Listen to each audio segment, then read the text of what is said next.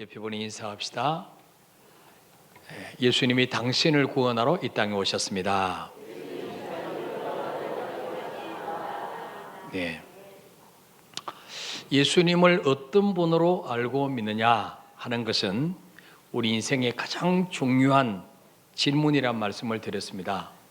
예수님을 하나님의 아들이요, 이 세상의 유일한 구원자로 믿고 그 예수님을 나의 주인으로 영접할 때 신분이 달라지죠. 또 운명이 달라지죠. 죽고 난 후에 우리가 가는 영원한 종착지가 달라지게 되는 것입니다. 근데 예수님의 고향 사람들은 예수님을 믿기가 더 힘들었을 것 같아요. 우리는 주님 태어나셨을 때 안 봤기 때문에 오히려 믿기 쉬운데, 예수님하고 같은 동네 살았던 사람들은 정말 믿기 힘들었을 것 같아요. 왜냐하면 어릴 때 같은 동네에서 태어나서 같이 딱지치기 하고 같이 갈릴리 호수에 가서 수영하고 이러던 사람이 어느 날 한 30살 딱 되니까 가출해가지고 졸개 몇 명 데리고 딱 다니면서 나를 따르라, 나를 본 자는 아버지를 보았다, 내가 너희를 구원하러 왔다. 이러면 좀 미친 거 아니야? 그러지 않겠어요? 그래서 뭐예요? 다 이 사람들이 예수님 보고 귀신 들렸다고 그랬어요. 심지어 예수님의 친동생들조차도 안 믿었어요. 우리 형님 좀 이상해졌다, 저거 안 그랬는데 왜 30 지나고 저러지? 이래가지고 심지어 주님이 밥도 그런 채 말씀 가르칠 때 잡으러 왔어요. 잡으러. 그 어머니와 동생들이 잡으러 왔어요. 형님 이러면 안 됩니다. 여기서 우리 집에 가세요. 그런데 이제 나중에 이제 예수님이 십자가 죽으시고 부활하시고 난 후에 이제 동생들이 다 예수 믿게 됐잖아요. 이래가지고 예수님의 제자 야고보도 되고 유다도 되고 이래가지고 성경을 또 썼어요. 예. 그래서 우리가 그때 안 태어난 게 어떤 면에서 감사하다고 볼 수 있죠. 예수 믿기가 좀 더 쉽다고 볼 수가 있죠. 예. 처음에는 사람들이 예수님을 단순한 하나의 목수의 아들로 이렇게 생각했는데 말씀을 가르칠 때 들어보니까 그 당시 서기관들과 달랐고 아주 권세가 있었고, 그 다음 뭐예요? 이 바람을 꾸짖고 바다를 꾸짖자 즉시 잠잠하게 되는 거예요. 그리고 물 위로 막 걸어서 오시는 거예요. 이걸 보고 제자들이 저분은 단순한 분이 아니구나. 그래서 뭡니까? 당신은 보이지 않는 하나님을 보여주러 오신 창조주 하나님이신 걸 내가 믿습니다. 제자들이 주님 앞에 고백을 하게 되죠. 예. 자, 이 고백은요, 예수님이 십자가에 죽으신 지 3일 만에 부활하시고 난 이후에 더 확실하게 증거됐습니다. 그래서 이 예수님을 구원자로 믿고 따랐던 제자들은 하나같이 평범한 사람들이 비범한 사람으로 바뀌었습니다. 별 볼 일 없던 사람들이 역사의 길이 남는 그런 사람들로 바뀌게 된 것을 우리가 보게 됩니다. 지금도 마찬가지예요.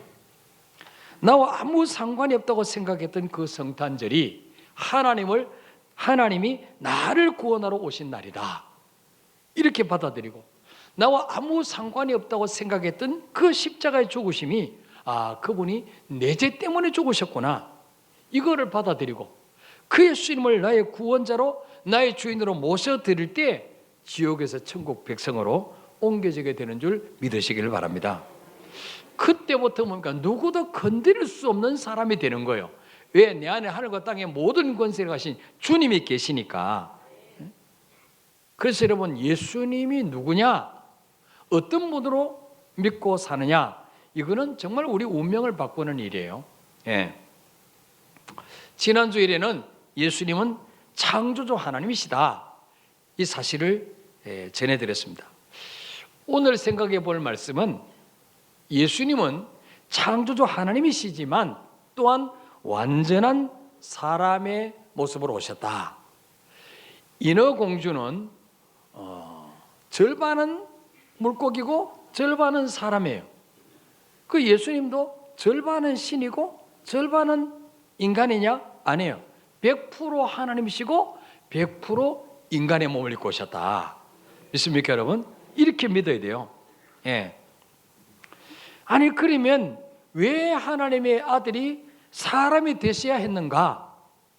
바로 우리 인간을 구원하시기 위해서는 우리 인간의 죄를 대신 짊어지고 죽어주실 대속자가 필요했기 때문에, 대속자가. 예. 근데 아담의 후손 중에는 대속자가 없어요. 왜? 다 죄인이니까. 예. 그래서 죄 없는 인간이 필요했는데, 죄 없는 인간은 부부 결합에서 태어나면 안 되죠. 그래서 성령으로 잉태되어서 이 땅에 오신 분이 예수님이란 거죠. 예. 그래서 예수님은 사람이 되셨을 때 철저하게 우리와 똑같은 인간의 모습으로 오셨어요. 그래서 성경에 보면 예수님도 피곤하셔서, 때로는 너무 피곤해서 배에 고무를 베고 낮잠도 주무시고, 때로는 너무 시장하시기도 하고, 때로는 울기도 하시고, 슬퍼하기도 하시고, 기뻐하기도 하시고, 똑같이 고통도 당하시고, 우리 똑같은 인간의 모습으로 오셨어요. 자, 그래서 우리 주님이 30년 동안은 가정에서 부모님을 모시고 사생활을 했어요. 사적인 생활을. 그리고 이제 30세 때부터는 이제는 하나님이 이 땅에 예수님에게 맡기신 사명, 이걸 감당하시려고 공적인 생애, 이걸 공생애라 그러죠. 공적인 생애를 30세부터 시작하셨어요. 그래서 우리 주님이 공생애 사역을 시작하시는 첫날 뭘 하셨냐? 세례 요한에게 세례를 받으셨어요. 예. 보통 이 요한의 세례는요, 회개를 위한 세례입니다. 이 무슨 말이냐? 자신이 죄인이라는 것을 인정하고 이제는 죄에서 돌아서겠습니다, 그 표현으로 세례를 받는 거예요. 자, 근데 예수님은 죄가 있어요, 없어요? 없죠. 예. 죄는 눈끝만큼도 없는 분이에요. 성령으로 잉태하셨으니까. 예. 그러니까 세례받을 필요가 있을까 없을까요?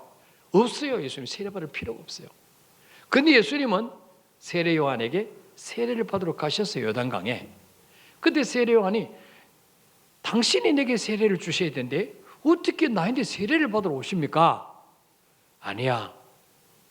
하나님의 의를 이루기 위해서 세례 받을 거야. 왜 세례 받으셨어요? 왜 주님이 굳이 세례를 받으셔야 했는가? 그 이유는요, 첫째는 따라서 사생활을 끝내고 공적 생애를 시작하겠다는 표적으로 세례를 받으셨다. 예.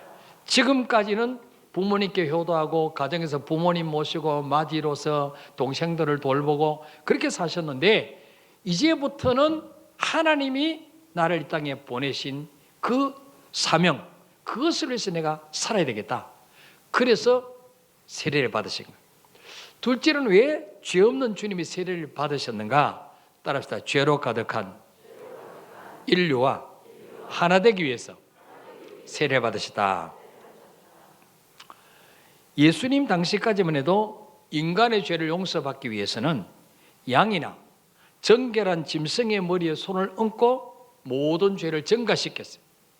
그래서 주일날 전부 다 양 한 마리씩, 가난한 사람 비둘기 새끼 한 마리라도 가지고 성전에 와서 그 정결한 양의 머리에 손을 얹고 내가 한 주간 동안 지었던 죄를 다 고백합니다.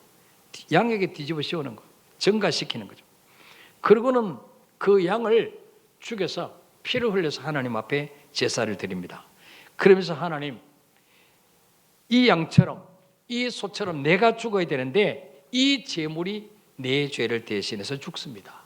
이 제물의 죽음을 보시고 내 죄를 씻어 주옵소서, 용서해 주옵소서. 예.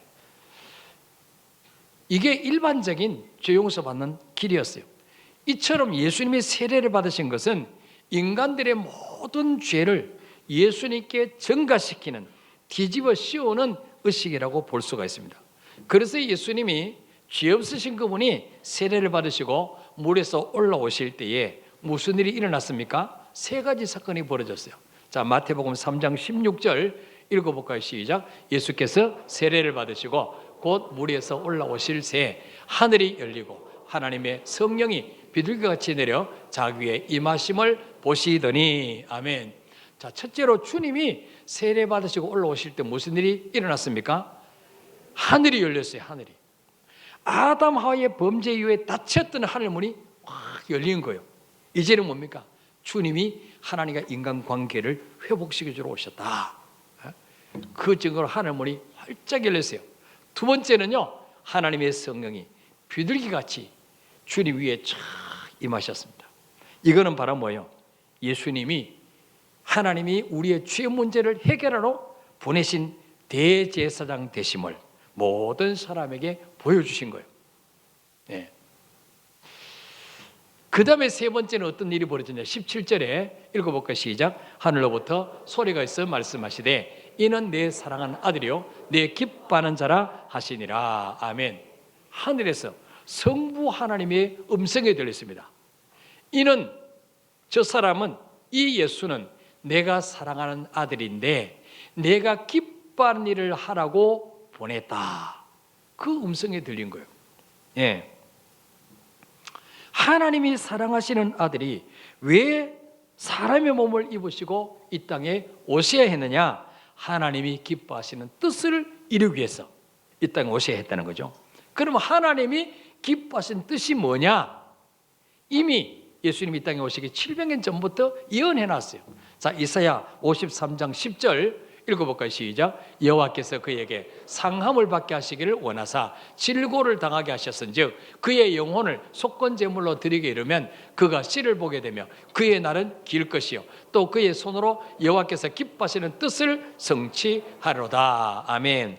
이 그라는 말이 여러 번 나오죠. 여호와께서 그에게 상함 받게 하기를 원하시고 또 그의 영혼을 속건제물로 드리게 이르면 그가 씨를 보게 되고 그의 날은 길 것이요 그의 손으로 여호와께서 기뻐하시는 뜻을 성취하리라. 예. 이 그가 누구냐? 예수님. 여호와께서 예수님에게 상함 받게 하시기를 원하사 우리 죄를 위해서는 나를 채찍으로 때려야 되는데 하나님은 예수님을 대신 채찍에 때려서 그분이 우리 대신 상함 받게 하기를 원하셨다는 거예요. 그래서 그분의 영혼을, 예수님의 영혼을 속건 제물로 드리기를 원하셨다. 속건 제물. 죄를 용서받기 위해서 드리는 제물입니다. 예. 죄를 속하기 위해서 드리는 제물을 이제는 어린 양이 아니고 누구를? 예수를 속건 제물로 드려서 우리 죄를 대신해서 죽으심으로 인간의 죄를 해결하시기를 원하셨다는 거예요. 이게 하나님이 기뻐하신 뜻이라는 거예요. 믿습니까, 여러분? 하나님 기뻐하신 뜻이라는 거예요. 그래서 이 세례 요한은 이 사실을 알았기 때문에 예수님께서 자기에게 세례받으러 나오실 때 뭐라고 그랬습니까? 보라, 세상 죄를 지고 가는 하나님의 어린 양이로다. 그렇게 말했어요. 보라, 세상 죄를 지고 가는 하나님의 어린 양이로다. 예수님은 사람인데 양이라는 거예요. 어린 양이로다. 자, 뭐 우리나라에서 그 말 하면 무슨 말인지 못 알아들을 거예요. 근데 유대 나라에서는요, 어린 양을 대신 죽여서 죄 용서를 받는다는 개념은 아주 친숙한 개념이에요. 유대인들에게는.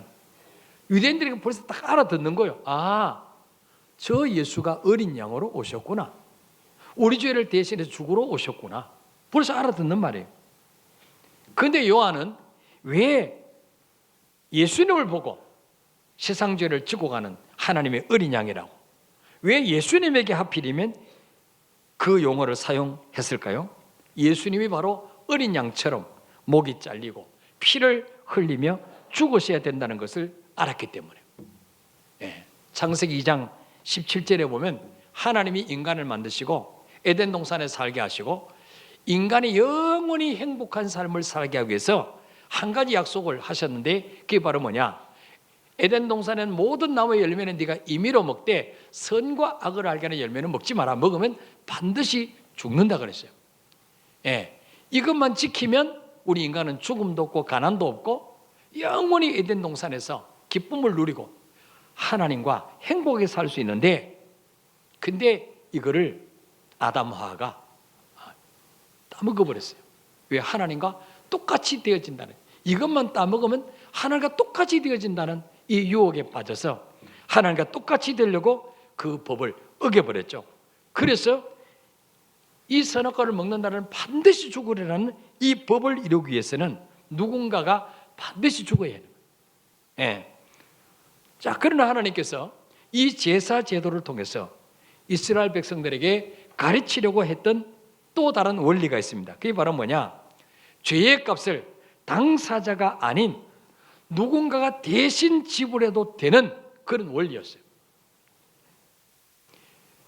이 무슨 말이냐면 하나님께서 그 죄인에게 자비와 사랑을 베풀어 주셔서 죄 지은 사람이 죽어야 되는데 그 사람을 대신할 대리자에게 사형 선고가 집행되도록, 그러면 그 사람의 죄를 용서받을 수 있도록 허락하신 거예요. 이 대속의 원리, 이 제사 제도가 가장 먼저 적용시킨 사람이 누구냐? 아담과 하와예요. 아담과 하와에게 하나님이 선악과를 따먹으면 반드시 죽는다 그랬어요. 근데 그들이 따먹자마자 그냥 피를 토하면서 하고 쓰러졌습니까? 안 죽었죠. 예? 그럼 어떻게 된 거예요? 하나님이 뻥을 친 겁니까? 예. 하나님이 뻥쟁입니까? 아니죠. 예. 물론 그때부터 영적인 죽음, 하나님과 관계가 단절되고, 그 다음에 육적인 죽음, 그 다음에 둘째 사명, 죽어도 또 지옥에서 고통당해야 되는 이런 죽음이 왔습니다마는, 이 그들이 선악과를 따먹고 벌거벗은 수치가 드러나자 무화과나무 잎을 엮어서 수치를 가리웠습니다. 그때 하나님이 그들의 죄 때문에 그 드러난 수치 허물을 가려주시기 위해서 그들을 죽이지 않고 누구를 죽이셨냐? 짐승을 죽이셨어요. 짐승. 그래서 창세기 3장 21절에 나옵니다. 시작. 여호와 하나님이 아담과 그의 아내를 위하여 가죽옷을 지어 입히시니라. 아멘. 자, 이 드러난 허물, 수치를 가려주기 위해서, 비가 와도 바람이 불어도 수치 허물을 가려줄 수 있는 가죽옷을 지었어요. 가죽옷을 지으려면 누가 죽어야 돼요? 짐승이 죽어야 돼. 짐승이.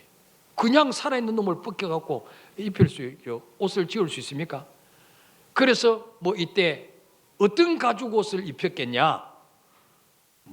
어린 양이 아닐까? 이렇게 그 뒤로 계속 이제 양이 대속의 피로 대신 제물로 많이 쓰였으니까 그렇게 추측을 합니다만은 어쨌든 최초로 하나님 인간의 허물을 가려주기 위해서 하나님이 손수 이제 재료로 입힌 옷이 바로 모피코트였다 그 말이죠. 그러니까 굉장히 모피코트는 유행 지나간 옷이다 그 말. 수천 년 전의 일. 그래서 지금 너무 모피코트 부러워하지 마세요. 다 유행 지난 거예요. 그래서 하나님이 아담아가 범죄인데 그들을 죽여야 되는데 그들을 안 죽이고 짐승을 대신 죽여서 허물을 가려줬어요. 그리고 수백 년이 지난 이후에 자, 이스라엘 백성들이 이집트의 노예살이에서 해방되던 날 하나님이 모세에게 말씀합니다. 바로왕이 9가지 재앙을 내려도 내 백성을 안 보내주니까 오늘 저녁에 내가 애굽 전역에 재앙을 내릴 텐데 그 집의 장자, 짐승의 첫 새끼 내가 다 죽이겠다. 근데 너희들은 사는 길이 있다. 그게 바로 뭐냐? 집집마다 어린 양을 잡아서 그 피를 사발에 담아서 대문 앞에 문 인방과 문 설주에 벌겋게 발라놓으라. 그러면 오늘 저녁에 죽음의 천사가 온 애굽 전역을 다니면서 장자를 전부 다 죽이고 첫 새끼를 다 죽일 텐데 어린 양의 피가 있는 집은 내가 넘어가리라 그러지. 이게 6월입니다. 6월절 넘어가겠다는 거예요. 이게 바로 뭡니까? 대속입니다. 대속의 원리죠. 우리 집 장자도 죄인이기 때문에 죽어야 되는데 우리 집 맏아들 대신에 누가 먼저 죽었습니까? 어린 양이 먼저 죽었습니다. 그 증거로 어린 양의 피를 대문 앞에 발라놓고 그리고 대문 밖에 나가면 안 돼. 어린 양의 피가 있는 그 안에 있어야 돼. 그래야 안 죽는 거예요. 그래서 이제 이스라엘 집에는 집집마다 이제 식구들이 모여서 어린 양을 중간에 놓고 아버지가 칼을 빼서 양의 목을 칩니다. 그럼 피가 사방으로 솟구치고 어린 양은 바둥바둥바둥 대다가 그냥 쓰러집니다. 그를 여러분, 이스라엘 나라는요, 그 어린 양이 가족과 같아요. 가족, 자기 식구와 같아요. 요즘 애완견처럼, 요즘 애완견 그 막 아프면은 막 수술도 시키고 이러잖아요. 요즘 백신도 있더라고요. 애완견 백신. 나도 못 맞는 백신을, 감기 백신을 맞추고 이러더라고. 예. 그러니까 이 이스라엘 백성에서 어린 양은요, 마치 자식 같아요. 가족 같아요. 근데 그 어린 양을 죽이는 거예요. 죄도 없는 어린 양을. 그 어린 양이 바닥바닥 떨다가 죽는 거예요. 그러면 이제 온 식구들이 어린 양을 쳐다보다가 어린 양이 죽고 나면 이제는 누구에게 얼굴이 돌아가느냐? 맏아들, 장자에게 얼굴을 돌리는 거예요. 아, 저 양이 대신 죽었으니까 이제 우리 오빠는 안 죽겠구나. 이제 우리 형은 오늘 안 죽겠구나. 예. 하나님은 바로 이스라엘 백성들에게 죄는 반드시 대가를 치러야 된다는 것을 그런 끔찍한 방법으로 가르쳐 주셨어요. 죄의 값은 사망이기 때문에 누군가가 피를 흘리지 않으면 죄의 문제는 해결이 안 되는 거예요. 예. 그래서 어린 양의 피가 있는 가정은 다 장자가 살아났어요. 안 죽었어요.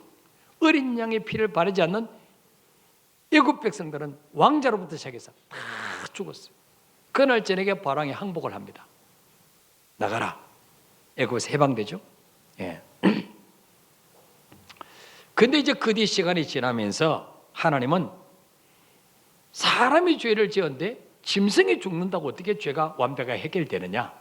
그것은 상징이다. 장차 어린 양으로 오실 예수 그리스도가 인간의 죄를 위해서 죽으심으로 너희 죄가 완벽하게 해결될 것을 그림자로 보여주는 것이다. 그래서 그 뒤에는 이제 또 다른 대속의 원리를 가르쳐 주셨는데 그게 바로 오늘 출애굽기 17장에 나오는 내용이에요.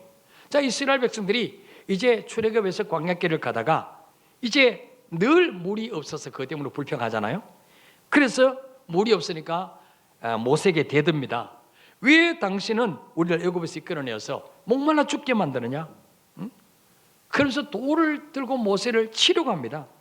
예, 그때 모세가 하나님께 부르짖죠. 바로 4절 말씀이에요. 4절 읽어볼까요? 시작. 모세가 여호와께 부르짖어 이르되 내가 이 백성에게 어떻게 하리까? 그들이 조금 있으면 내게 돌을 던지겠나이다. 아멘. 모세는 그들을 노예살에서 해방시켜서 적과 꿀하는 가나안 땅으로 들어 보내주려고 하나님의 심부름한 것밖에 없어요. 모세는 아무 잘못이 없어요. 자기도 하기 싫은데 하나님이 하라고 해서 한 거예요. 근데 돌로 치려고 하는 거예요. 그러니까 모세가 하나님 어떻게 하면 좋겠습니까? 그때 하나님이 5절에 말씀합니다. 시작. 여호와께서 모세에게 이르시되 백성 앞을 지나서 이스라엘 장로들을 데리고 나일강을 치던 때 이 지팡이를 네 지팡이를 손에 잡고 가라. 아멘. 하나님 말씀합니다. 모세에게. 모세야, 너 장로들 데리고 이스라엘 백성들 앞을 지나서 나일강을 칠 때 사용했던 그 지팡이를 손에 잡고 가라 그랬어요. 예. 이 지팡이는 심판의 지팡이에요. 그 바로왕에게 하나님이 내 백성 이스라엘을 보내라 했다. 하나님이 누구냐? 나 못 보내. 그럴 때 어떻습니까? 그 지팡이로 나일강을 칠 때 나일강이 피로 변합니다. 나일강은 애굽 백성들의 식수예요. 식수가 피가 되어버리니까 먹을 수 있겠습니까? 마실 수가 없죠. 예. 그래도 항복을 하지 않으니까 그 지팡이로 티끌을 치니까 티끌이 이가 돼가지고 온 사람들 집에 우글거립니다. 몸에 막 바로왕부터 시작해서 온 몸으로 이가 그냥 머리부터 그냥 막 발끝까지 드글거리죠. 그래도 항복하지 않으니까 결국 이제 10번째 재앙, 장자를 치는 재앙을 통해서 이스라엘 백성 해방시키지 않습니까? 이제 해방돼서 적국을 꿀이 흐르는 가나안 땅에서 가는데 앞에 홍해 바다 가로막혔습니다. 바로왕이 그들을 해방시키고 나니까 너무 억울한 거예요. 200만이 넘는 노예를 부리다가 노예가 없으니까 당장 자기들이 밥을 해야 되고 밭을 갈아야 되고 빨래를 해야 돼. 그래서 안 되겠다, 다시 잡으러 가자. 그래서 특별병거 600성을 거느리고 잡으러 가잖아요. 그때 이스라엘 백성이 부르짖습니다. 왜? 앞에는 홍해바다, 뒤에는 군대가 추격하니까. 모세가 하나님께 기도할 때 하나님이 지팡이를 들어서 홍해를 가리키라. 그때 보면 홍해바다 갈라지고 그 바다가 육지로 바뀝니다. 그래서 바다가 육지라면 얼마나 좋을까? 바다가 육지로 바뀌는 거야. 바다가 육지라면 이 별은 없었을 것을. 예. 그 바다가 육지로 바뀌니까 이스라엘 백성이 그 육지로 건넙니다. 애국 군대가 추격하는데 이스라엘 백성들이 바다를 건너자마자 하나님이 다시 모세에게 지팡이를 가리켜서 물이 합쳐지게 해라. 그래서 뭡니까? 추격하던 애국 군대가 다 수장됩니다. 예. 바로 모세가 심판 때 사용했던 그 지팡이, 이걸 가지고 오라니까 하나님이. 그래서 모세가 이 지팡이를 가지고 장로들과 함께 백성들 앞에 섰습니다. 예. 그때 하나님이 6절에 말씀합니다. 시작. 내가 호렙산에 있는 그 반석 위 거기서 네 앞에 서리니 너는 그 반석을 치라. 그것에서 물이 나오리니 백성이 마시리라. 모세가 이스라엘 장로들의 목전에서 그대로 행하니라. 아멘. 자, 하나님이 모세에게 내가 이제 판결을 내리겠다. 내가 이스라엘 백성들을 애굽에서 해방시켜서 40년 동안 만나 메추라기로 너희를 인도하고 먹였는데 내가 잘못되었냐? 아니면 조금만 너희들 마음에 안 들면 왜 우리를 애굽에서 건져내냐고 늘 대들고 불평하던 너희들이 잘못되냐? 이 심판의 지팡이로 내가 심판하겠다. 예. 이제 하나님의 심판의 지팡이가 이스라엘을 내려칠 상황이었어요. 근데 놀라운 반전이 일어납니다. 그 지팡이로 이스라엘 백성을 내려치지 않고 반석을 치라, 바위를 치라. 바위를. 6절에 보니까 내가 호렙산에 있는 그 반석 위 거기서 네 앞에 서리니 너는 그 반석을 치라. 무슨 말이에요? 반석에 누가 서 있어요? 하나님이 서 있어요. 그 심판의 지팡이로 하나님을 치라는 거예요. 하나님을 치라는 거예요. 본래는 누구를 쳐야 됩니까? 매사에 불평하고 두털대고 대들고 원망불평하던 이스라엘 백성들을 쳐야 마땅한 그 심판의 지팡이로 너희가 나를 치라는 거예요. 나를 치라는 거예요. 어떤 목사님이 빗나가서 아무리 말해도 듣지 않는 아들, 그 아들을 버릇을 들이기 위해서 회초리를 가지고 왔어요. 그리고는 너 다리 걷어. 아들이 이제 오늘 죽었구나. 그런데 아버지가 자기 다리를 걷더니 이 회초리 가지고 내 다리를 쳐. 아니 잘못은 내가 했는데 왜 아버지가 맞아요? 내가 자식을 잘못 시키웠어 그래. 내 다리를 쳐. 양심 있는 자식 같으면 세게 칠 수 있겠어요? 살살 때리지. 더 세게 쳐. 더 세게 쳐. 피가 나옵니다. 아버지 다리에서. 그러니까 아들이 그 회초를 넣고 아빠 잘못했어요. 내가 다시는 안 그럴게요. 예.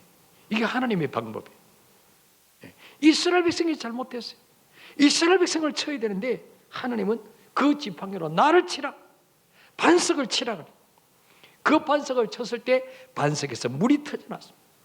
불평하던 이스라엘 백성 다 먹였어요. 그 물로. 예. 이게 바로 뭐야? 지금까지와는 수준이 전혀 다른 대속의 원리를 하나님 가르쳐 주십니다. 예. 이스라엘 백성이 받아야 될 그 심판과 저주를 이제는 짐승이 아니라 하나님이 대신 받으시겠다는 거예요. 예. 이것 때문에 이스라엘 백성들은 죽지 않고 살아남게 된 것입니다. 이스라엘 백성, 이 모세가 그 지팡이로 반석을 칠 때에 반석에서 생수가 터져나왔다. 그렇게 말씀하거든요. 근데 이 반석이 누구냐? 신약 성경에 와서는 고린도전서 10장 4절에 이 반석이 누군가를 우리에게 정확하게 가르쳐주고 있어요. 읽읍시다. 시작. 다 같은 신령한 음료를 마셨으니 이는 그들을 따르는 신령한 반석으로부터 마셨으며 그 반석은 곧 그리스도시라. 아멘. 이 반석이 누구예요? 그리스도라는 거죠. 장차 하나님이 반석 대신 그리스도를 쳐서 그분을 터뜨려서 피를 쏟았어. 물을 다 쏟았어. 우리 인간을 구원하실 것을 이 사건을 통해서 우리에게 보여주신 거예요. 예. 이 고린도서 10장 4절 말씀을 우리 현대 성경에는 쉽게 이렇게 번역해놨어요. 읽어볼까요? 시작. 그들이 마신 물은 그리스도께서 주신 물이었습니다.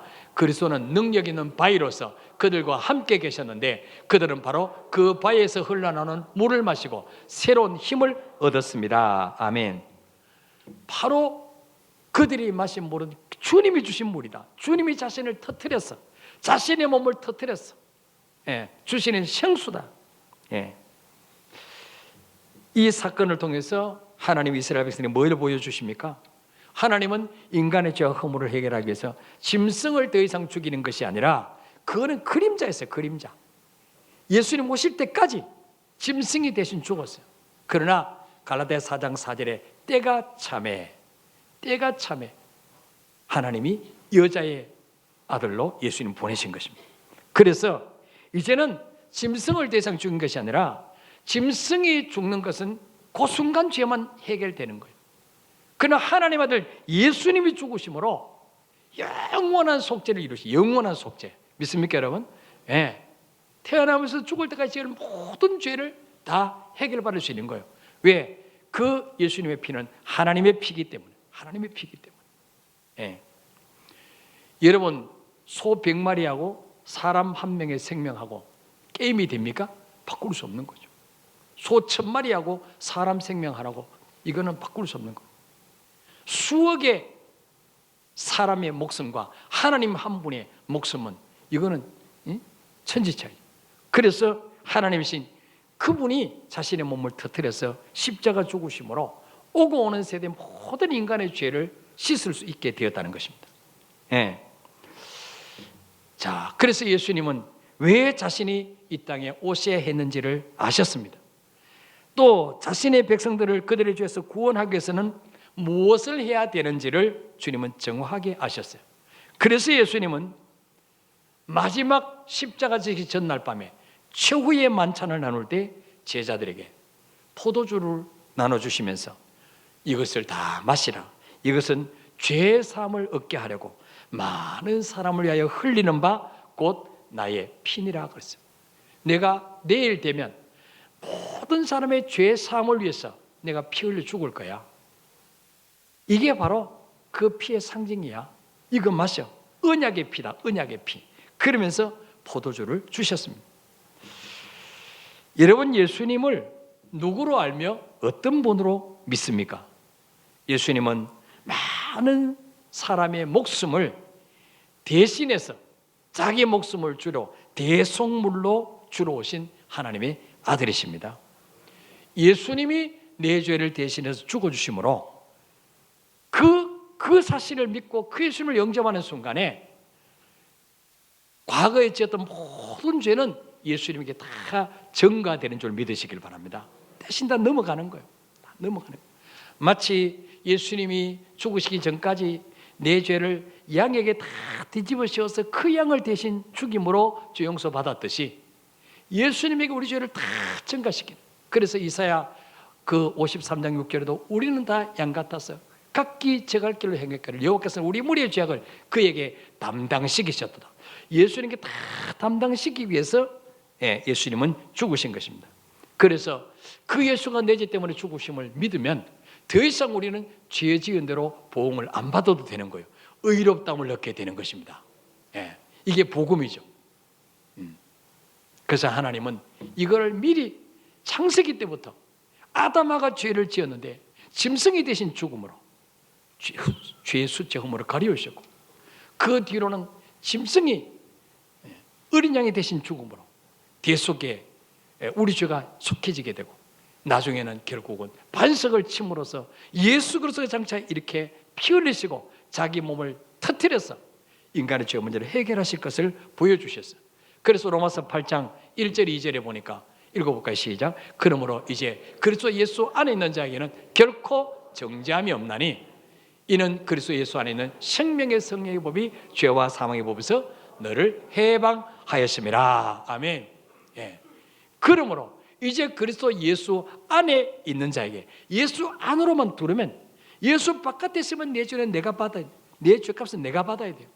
그런데 예수 그리스도 내 때문에 죽으셨다 이걸 믿고 그리스도 안에 들어오기만 하면 마치 노아 홍수 때 방주 안에 들어오기만 하면 사는 것처럼 아무리 바깥에 홍수가 나고 그 물이 아라라산 꼭대기까지 차도 사는 것처럼 예수 그리스도 안에 들어오기만 하면 결코 정죄함이 없나니 내가 지은 죄대로 보응 안 받아도 된다는 거예요. 왜? 그 이유는 뭐냐? 2절에 보니까 이는 그리스도 예수 안에 있는 생명의 성령의 법이, 생명의 법, 바로 뭐 예수 믿기만 하면 산다, 믿기만 하면 죄 용서 받는다, 그리고 성령 받는다. 이 법이 죄와 사망의 법에서 죄 지은 대로 보응받아야 되는 죄의 값은 사망이라는 법에서 너를 해방하였습니다. 그래서 여러분, 이번 성탄절 주님이 바로 나를 대신해서 죽으러 오셨다, 이거를 다시 한번 기억하시면서 그 예수님을 영접하기만 하면 죄에서 해방된다, 죄와 사망의 법에서 해방된다, 이 사실을 만나는 사람마다 증거하는 우리가 되시기를 축복합니다. 우리 찬양하고 기도하겠습니다.